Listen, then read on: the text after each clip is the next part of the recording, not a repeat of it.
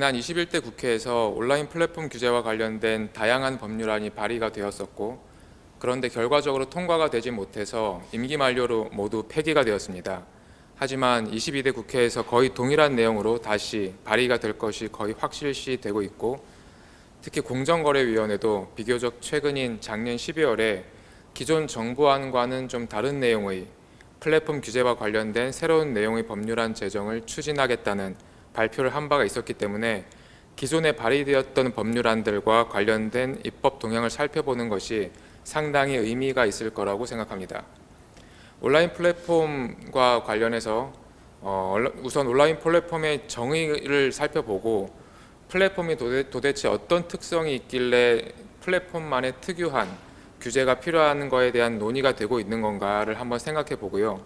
그 다음에 온라인 플랫폼 규제와 관련해서 새로운 특화된 규제가 필요하다는 의견이 있고, 그런 필요가 없이 그냥 기존의 공정거래법만으로 충분하다라는 논의가 대립되고 있는데 어떤 식으로 논의가 되고 있는지를 한번 말씀드려 보겠습니다. 그리고 입법 동향을 좀 살펴보고요. 그리고 시간이 나는 대로 지금 제안된 내용의 주요 사항에 대해서 한번 살펴보도록 하겠습니다. 우선 플랫폼이라고 하는 것은 흔히 사전적 의미로 정거장을 말합니다. 그러다 보니까 정거장이라고 하면 사람과 운송수단이 만나는 지점 또는 사람과 운송수단을 만날 수 있게 해주는 시스템을 말하는데, 온라인 플랫폼도 결국은 이와 동일합니다. 온라인 상에서 재화나 서비스를 판매하는 자와 재화와 서비스를 구매하고자 하는 자가 만나는 지점 또는 그 재화나 서비스를 판매하고 구매할 수 있는 시스템이 갖추어지고 있는 곳, 이렇게 이해할 수 있을 텐데요. 관련 규정에서도 온라인 플랫폼에 대한 정의 규정이 크게 다르지 않습니다.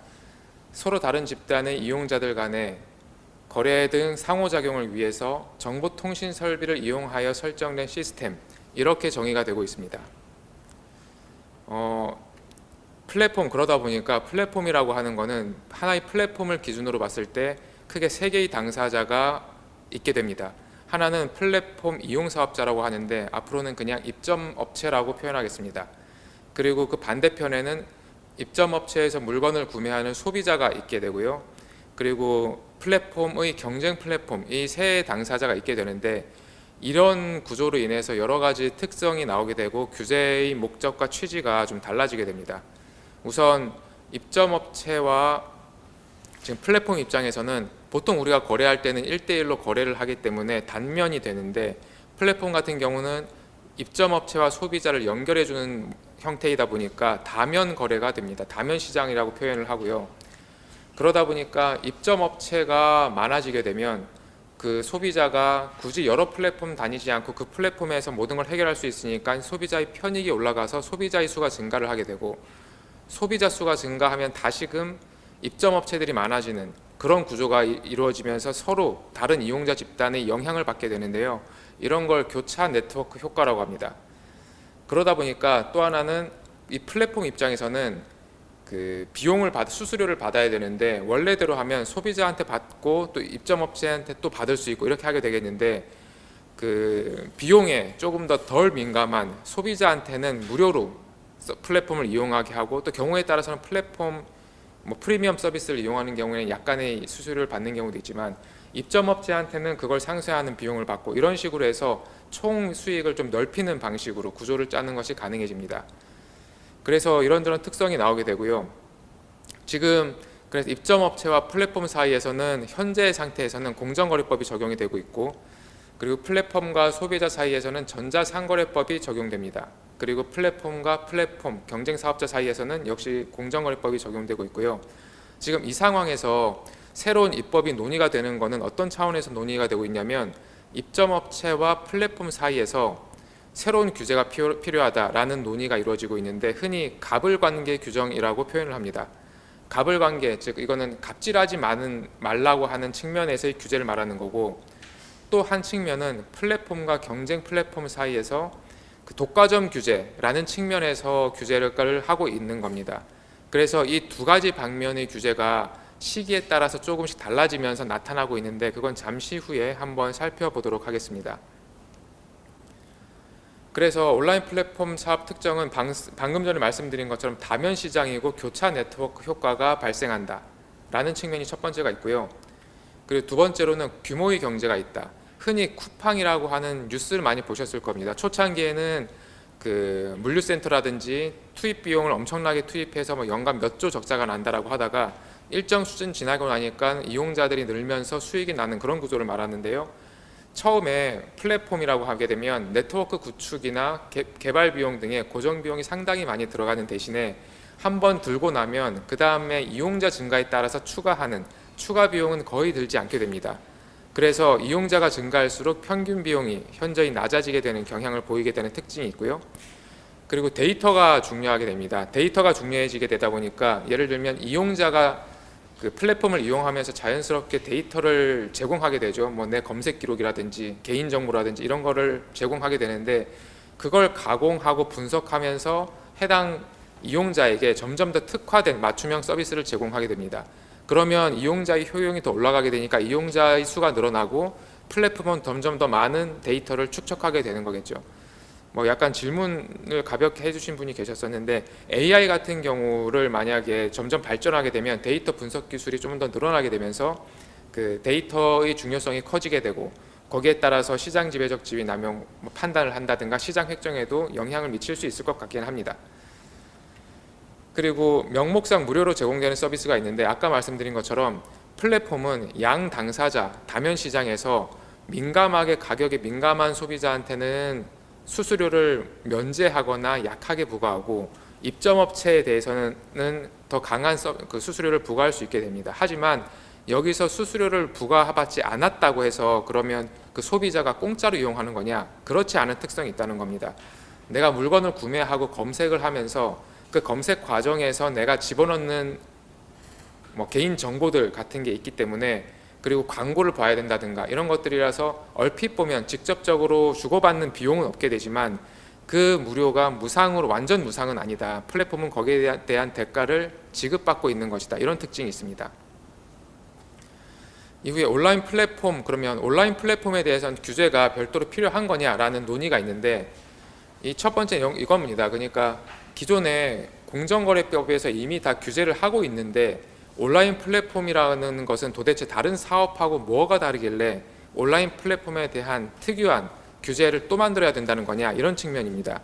그래서 그 제정이 필요하다는 입장에서는 온라인 플랫폼 시장이 급격히 성장하고 있고 특히 코로나 이후에 비대면 거래가 급격히 증가하면서 그 입점업체든 소비자든 플랫폼에 대한 의존도가 상당히 높아졌다는 겁니다. 그러다 보니까 자연스럽게 불공정 거래 행위 가능성이 증대가 되었고 하지만 현행법으로는 입점업체와 플랫폼 사이의 거래를 명확하게 규제하는 게 한계가 있다라는 주장을 합니다. 예를 들면 지금 플랫폼 같은 경우는 직접 상품을 판매하지 않기 때문에 대규모 유통업법이 적용되지를 않고요. 그리고 소비자가 아니고 사업자다 보니까 소비자를 상대로 적용되는 전자상거래법이 적용되지 않습니다.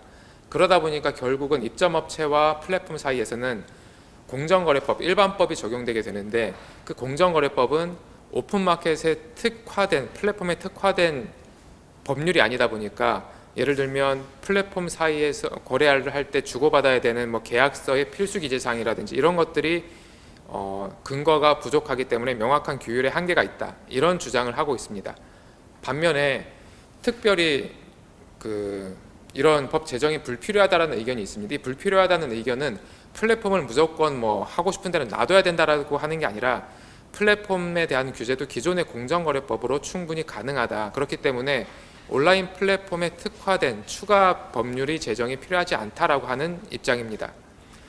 그 가장 큰 이유는 온라인 플랫폼 중개업자 오픈마켓의 경우에는 입점업체에 대해서 거래상 우월적 지위를 가지고 있지 않다는 겁니다. 어차피 플랫폼 사업자들은 일반 오프라인에서의 매장과 같이 뭐 개별적인 협상을 하는 게 아니기 때문에 대외적으로 공개된 약관에 따라서 거래를 하고 있고 단순히 중개를 하는 역할만 하고 있습니다. 그리고 입점업체들도 대부분이 특정 플랫폼에 매여서 거래하는 게 아니라 다수의 온라인 플랫폼에 동시에 상품을 판매하고 거둬들이고 하는 걸 자유롭게 할 수 있습니다. 그렇기 때문에 플랫폼이 오픈마켓이 그 입점업체에 대해서 거래상 지위를 가지지 않는다라고 하는 게 제일 중요한 근거고요. 그러다 보니까 일반적인 특별법을 제정하지 않더라도 일반적인 공정거래법으로 충분히 규율이 가능하다라고 하는 의견입니다. 만약에 그 실제 이런 현실적인 문제도 있는 게 플랫폼이라고 하는 것은 사실 국경이 없이 온라인으로 이루어지는 것이기 때문에 글로벌 업체들이 상당히 강하게 되는데, 과연 이런 특별법을 제정했을 때 한국공정거래위원회가 국내 거점이 없는 해외 업체들을 충분히 규제할 수 있겠는가? 결국은 국내 업체만 규제를 받게 되면서 혁신과 성장의 동력이 떨어지는 건 국내 업체에 한정될 것이다. 이런 의견들이 상당히 나오게 되었습니다. 그러다 보니까 새로 대두된 것이 자율규제의 필요성입니다. 자율규제의 필요성이라는 것은 기존의 이런 문제점, 우월적 지위가 없고 해외 플랫폼과의 차별이 생길 수 있고 빅테크에 대한 어떤 성장을 저해할 가능성이 있다 보니까 그 공정거래법, 기존 공정거래법으로 인해서 규제가 가능한 부분은 규제를 하되, 그렇지 않은 부분은 혁신성과 산업발전을 저해하지 않는 범위 내에서 자율규제에 맡겨야 한다는 입장입니다. 지금 플랫폼 민간자율기구가 4개 분과에서 마련한 자율규제 방안을 발표를 했고 시행 중에 있습니다. 그래서 공정거래위원회도 지금 이런 자율규제 필요성에 대해서 상당히 관심을 가지고 있는 것으로 보입니다. 그래서 이 플랫폼에 대한 입법이 어떻게 진행이 되고 있는가를 살펴보게 되면, 처음에 2020년도 지난 정권에서 그 공정거래위원회는 불공정 거래 행위를 제재하기가 곤란하다, 기존 법률로서. 그리고 그 입점업체와 소비자 그리고 경쟁 플랫폼의 이해관계자가 복잡하게 얽혀 있기 때문에 다면적 정책 대응이 필요하다. 그리고 해외 경제 당국에서도 적극 대응 중이다. 이런 그 주장들을 하면서 온라인 플랫폼 거래 공정화에 관한 법률 제정을 추진하겠다고 밝힌 바 있고, 다음 해인 2021년에 국회에 제출이 되었습니다. 정부안으로요. 여기에 참고로 말씀드리면, 이 법은 아까 말씀드린 입점업체와 플랫폼 사이 거래를 규율하는 가불관계 규제, 소위 거래 공정화 법안이고, 플랫폼과 경쟁 플랫폼 사이 관계를 규율하는 독과점 규제 법안은 아닙니다. 그 이후에 21대 국회에서 온라인 플랫폼과 관련된 입법이 다수 발의가 되게 됩니다. 그 과정에서 2022년도에 어떤 일이 있었냐면, 카카오의 그 데이터 센터 화재가 나는 사건이 발생을 하게 됩니다. 그 당시에 카카오가 제공하던 많은 서비스를 이용하지 못했던, 중단이 돼서 그런 국민들이 발생하게 됐고, 이거 하나의 플랫폼에 너무 의존하다 보니까 너무 좀 나중에 불편이 생길 수 있다, 이게 꼭 좋은 게 아니다라고 하는 경각심이 발생하게 됐고요. 꼭 그 사건뿐 때문에 생긴 건 아니겠지만, 그 이후에 점점 온라인 플랫폼에 대한 규제가 거래 공정화나 그 가불 규제보다는 독과점 규제에 대한 내용들로서 많이 발의가 되기 시작했습니다. 그래서 그 해당 사건이 있은 다음 해인 2023년 1월 달에는 공정거래위원회에서 온라인 플랫폼 사업자의 시장 지배적 지위, 남용 행위에 대한 심사 지침을 제정 시행하게 됐고요. 작년 말에는 독과점 플랫폼 반칙 효과에 대해서 효과적으로 대응하는 플랫폼 경쟁 촉진법, 경촉법이라고 하는 그런 법을 제정 추진하겠다라고 하는 발표를 한 바가 있습니다. 이 법은 그 2021년도에 제정됐던 거래공정화법, 가불관계 규제법이 아니라 독과점 규제법을 내용을 하고 있습니다. 이 온라인 플랫폼은 제가 조금 전에 말씀드린 것처럼 여러 가지 법이 20개까지 발의되어 있지만, 크게 보면 방향이 두 가지입니다. 입점업체와 플랫폼 사이를 규제하는 거래공정화 법안이 있고, 가불관계를 규율하는 법안, 이 두 가지가 있는데요. 가불관계를 규율하는 법안이 있고, 독과점 규제를 하기 위한 법안이 두 가지가 있고, 그게 섞여 있는 유형이 크게 세 가지가 있습니다. 그래서 이 온라인 플랫폼 각각의 목적이 다르기 때문에 그 내용들이 다르게 되는데요. 우선 거래 공정화 법안은 플랫폼과 입점업체 간의 소위 말하는 플랫폼의 갑질을 방지하는 내용으로 구성이 되어 있고, 독과점 규제 법안은 플랫폼과 경쟁 플랫폼 간에서 경쟁자를 배제시키지 마라, 시장에서 부당하게 퇴출시키지 마라 라고 하는 그런 내용으로 구성되어 있습니다. 그래서 주요 내용을 살펴보면요. 우선 거래 공정화 법안, 가불관계 법안은 우리가 흔히 하도급법이나 대규모 유통업법에서도 알 수 있는 것처럼 가불관계를 규율하는 특별법에 제일 먼저 나오는 것은 서면 교부 의무입니다. 법정 기재사항을 기재해서. 왜냐하면 갑을 관계에서는 모든 걸 구두상으로 처리를 하다가 나중에 문제가 되면 그렇게 말한 적이 없다라고 하기 때문에 서면 교부를 이제 제일 첫 번째 목적으로 삼고 있고, 그래서 대부분의 고래공정화 법안들은 전부 이런 서면 교부를 하게 됩니다. 그리고 계약을 변경하거나 해지하거나 서비스 제한 중지할 때 사전에 통지하도록 하고 있습니다. 뭐 경우에 다 법률마다 차이는 있는데 계약 해지를 하기 위해서는 30일 전에 통지를 하도록 하고 있고, 그런 통지 없이 해지를 하게 되면 그 해지를 무효화 처리하고 있습니다. 그리고 중개사업자의 불공정 거래 행위 기준을 보고 있는데, 대부분 공정거래위원회의 불공정 거래 행위 심사 지침에 나와 있는 내용 형태하고 거의 똑같습니다. 뭐 구입 강제라든지 그 경제상 이익 제공 강요 금지, 그리고 뭐 불이익 제공 금지, 경영 간섭이 있고, 여기서는 특이하게 손해 전가 금지라고 하는 내용이 하나 들어가 있습니다. 대신에 반면에 지금 독과점 규제 법안은 이게 참 특이한 법으로 만들어질 가능성이 있어 보이는데요. 우선 기존에는 시장 지배적 지위 남용 행위가 이루어지면 시장 지배적 지위에 해당하는지를 먼저 판단하고 시장도 획정하고 그 다음에 위법성 판단을 했는데, 지금 나와 있는 법안들은 대부분 먼저 시장 지배적 지위가 있는, 지배력이 있는 사업자를 먼저 지정을 합니다. 이 사람이 잘못했든 잘못했지 않았던. 그래서 ABC 업체를 지정한 다음에 이 ABC 업체가 일정한 행위를 하면 바로 위법하다고 판단해 버리는 겁니다. 그 판단한 다음에 만약에 이 혐의를 벗고 싶으면 그 업체한테 뭐 정당성을 입증하도록 하든가 역으로, 아니면 그 경쟁 제한성을 반대로 요구를 하든가, 이런 식으로 해서 빠져나갈 수 있는 그런 식으로 아마 만들어지고 있을 것 같습니다. 지금 그 구체적인 내용은 지금 제가 자세히 말씀드렸는데 살펴보지 않도록 하겠습니다. 시간 관계상. 지금 여기 보면 거래공정화 법안, 갑을관계 법안은 제가 뭐 전체적으로는 다 말씀드렸는데 그 내용이 안마다 다 다릅니다. 다만 형태는 똑같고, 구체적으로 예를 들면 법정 기재 사항의 종류가 뭐가 있는가, 이런 식으로 거기 내용만 조금 차이가 있는 거고요. 지금 제가 여기에 PPT에 기재한 내용은 정부 제출안을 기준으로 정리를 했습니다.